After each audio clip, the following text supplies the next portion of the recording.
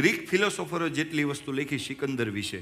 હવે સમજો કે જે રાજા આપણા દેશની અંદર આવે અને એ કોઈને છોડી દે.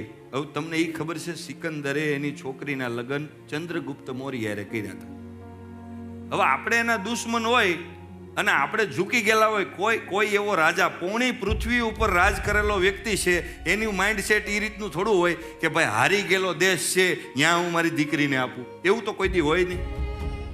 પણ થયું તું હું જ્યારે એરિસ્ટોટલ હતો ને એનો ગુરુ સિકંદરનો. સિકંદર પોણી પૃથ્વી ઉપર રાજ કર્યું, આ પૃથ્વી મારી. અને સિકંદર એવું કે કોઈ પણ રાજાને મારે એટલે એની ગરદન કાપી નાખે. તો ભાઈ પોરસની કેમ ન કાપી? આટલા ઇતિહાસ વયા ગયા, પોરસની કેમ ન કાપી? એના ગુરુ એરિસ્ટોટલને પૂછ્યું કે હું ભારત જીતવા માટે જાઉં છું, તમારા માટે કાંઈ લઈ આવું?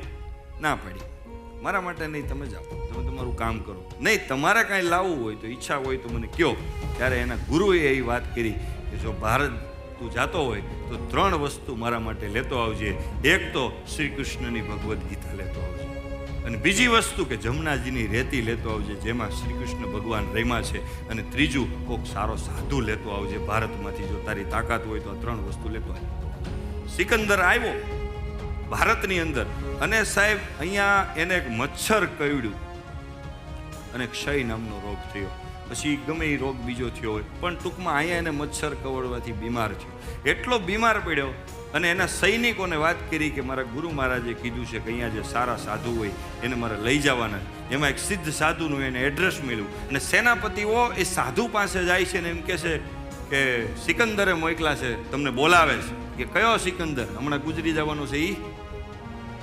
આને કે તરત લોક થઈ ગયા. બરાબર? એ કે હા. પછી નમ્રતા આવી ગઈ કે તમે આવો.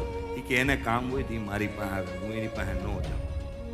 અને એ નો ગયા સાધુ. અને સિકંદર પછી સાધુ પાસે આવ્યો અને પછી પોણી પૃથ્વી ઉપર અને પોણી જિંદગી જેણે લૂંટવામાં કાઢી હોય એ દુનિયાને ઉપદેશ આપી શકે?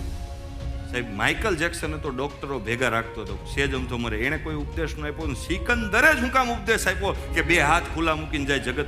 એને એવો ઉપદેશ મળ્યો ક્યાંથી? એ સાધુ પાસે મળવા ગયા અને એ સાધુએ એની ઓરા જોઈ અને કીધું તમે કેમ ન આટલું બધું તેજ કેમ છે? અને ત્યારે એમ કીધું કે આ તેજ તારે પ્રાપ્ત કરવું હોય તો તારે ભગવદ્ ગીતા વાંચવી પડે. એ સાધુએ કીધું. એના પછી ક્યાંય લડવા નથી.